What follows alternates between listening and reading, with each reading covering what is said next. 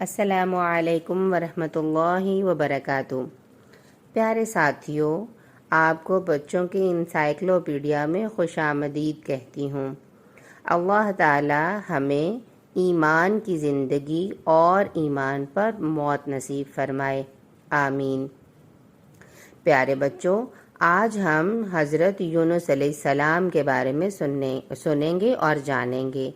اعوذ باللہ من الشیطان الرجیم، بسم اللہ الرحمن الرحیم۔ حضرت یونس علیہ السلام کو ذوالنون اور صاحب الحوت یعنی مچھلی والا بھی کہا جاتا ہے۔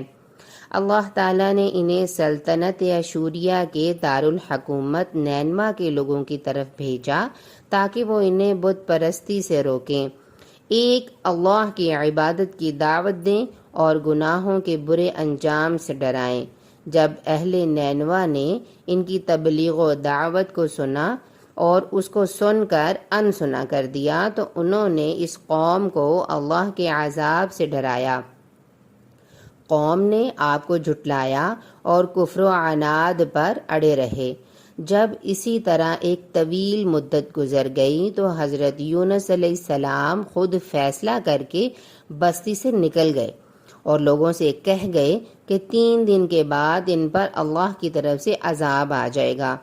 یونس علیہ السلام کے جانے کے بعد قوم کو ہوش آیا، وہ توبہ کرنے لگے اور ہدایت قبول کرنے پر آمادہ ہو گئے۔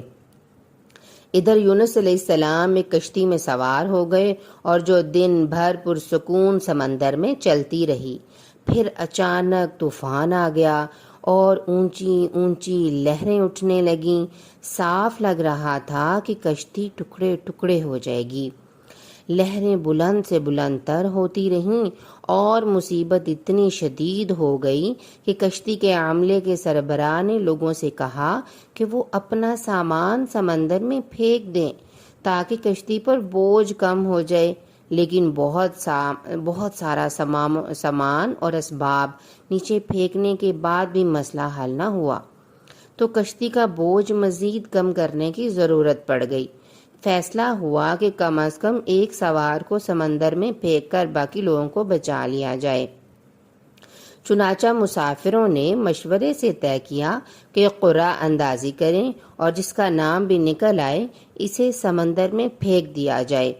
قرعہ اندازی میں 1 سے زائد بار حضرت یونس علیہ السلام کا نام نکلا، چنانچہ انہیں سمندر میں پھینک دیا گیا۔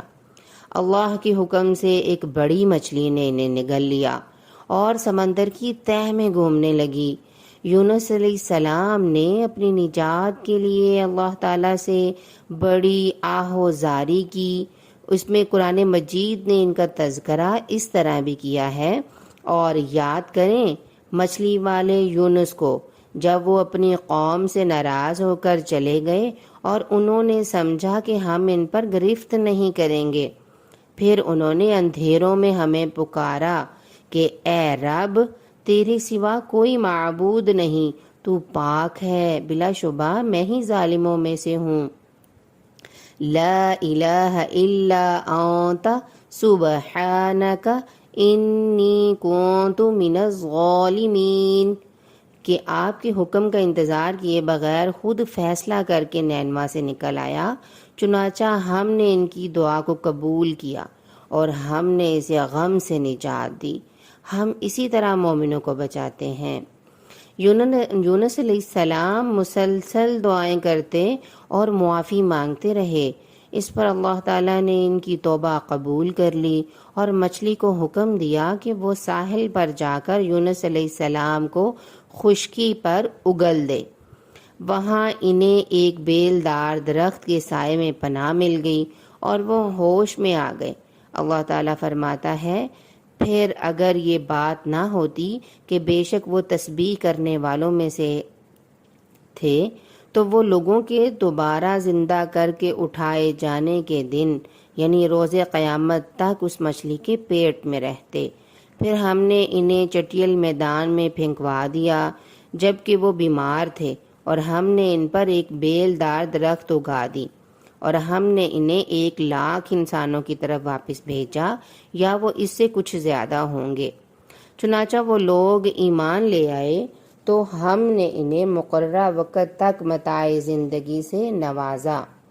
اس طرح ہمیں بچوں پتہ چلا حضرت یونس علیہ السلام کے قصے کے بارے میں، جسے ہم نے سنا بھی تھا، آج جانا بھی ہے۔ اب ہم اس قصے کو اپنی دوستوں کے ساتھ شیئر کریں گے۔ اسی کے ساتھ ہی اجازت چاہوں گی۔ جزاکم اللہ خیر۔ السلام علیکم ورحمۃ اللہ وبرکاتہ۔